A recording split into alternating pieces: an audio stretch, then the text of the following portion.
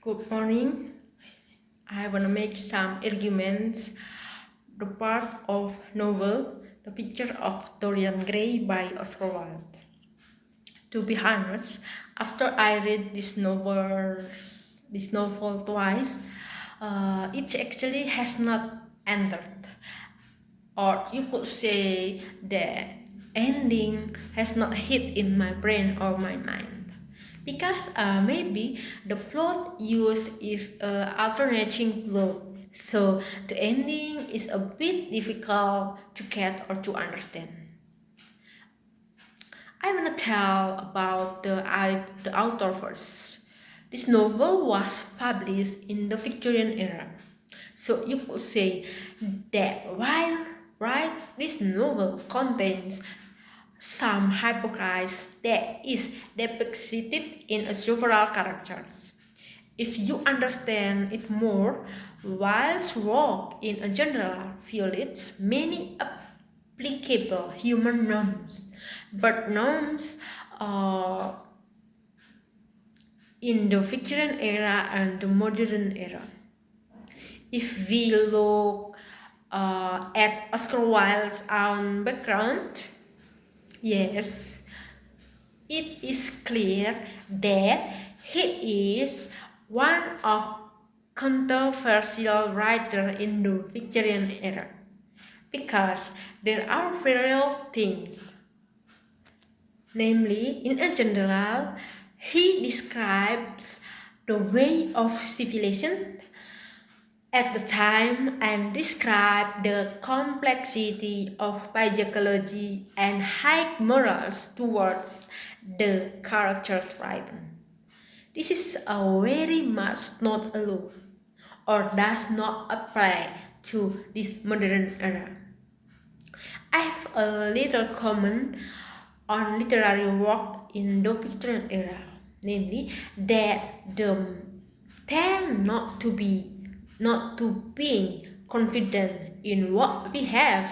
This is in contrast to the modern era that most people right now have a power to speak, have a power to express their problem in public, and have a power and dare to take risks from themselves. Perhaps one of them is a stubborn character.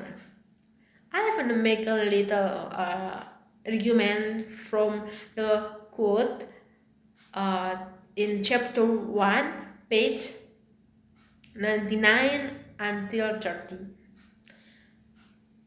Realize your youth while you have it.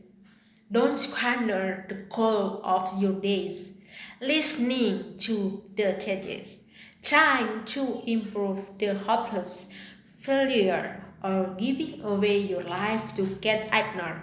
The common and the vulgar, which are the aims, the false ideas of our age. Life, life, the wonderful life that is in you. Let nothing to be lost upon you. Be always searching for a new sensation and be afraid of nothing. My argument regarding Lord Henry and Dorian Gray's conversation focus on Lord Henry's view that one should not waste their youth, as it does not come twice. I agree with this perspective due to its relevance to real life. Fundamentally, life is lived only owned, and youth occurs only once in a lifetime. Therefore, we should express ourselves as clearly as possible, which can be beneficial to those around us. However, does not mean that youth should be shy about enjoyment, fame, or self-gratifications. A high desire for validation can lead us down wrong path. It is evident that Lord Henry's statement. And the next is conversation. Dorian said, "Never marry a woman with a straw-colored hair." Lord Henry responds, "Why?" Dorian replies, "Because they are so sentimental." Basil interacts, "But I like sentimental people." In a chapter 3, page 44. This is conversation illustrate Lord Henry as he discouraged Basil from marrying his chosen girl simply because of their hair color. I completely disagree with this statement.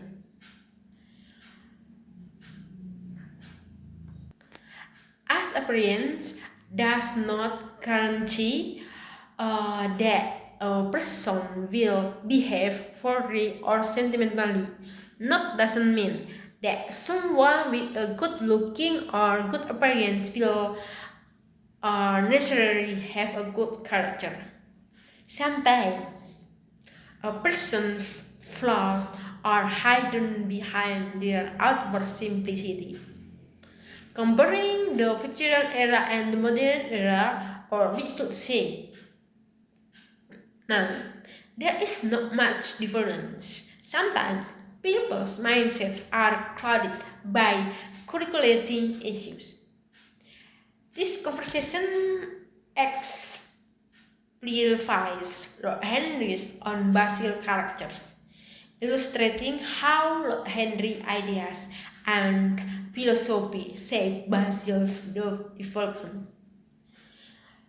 The last is, in my opinion, a decision should be considered carefully as it pertains to a relationship we will experience in the future.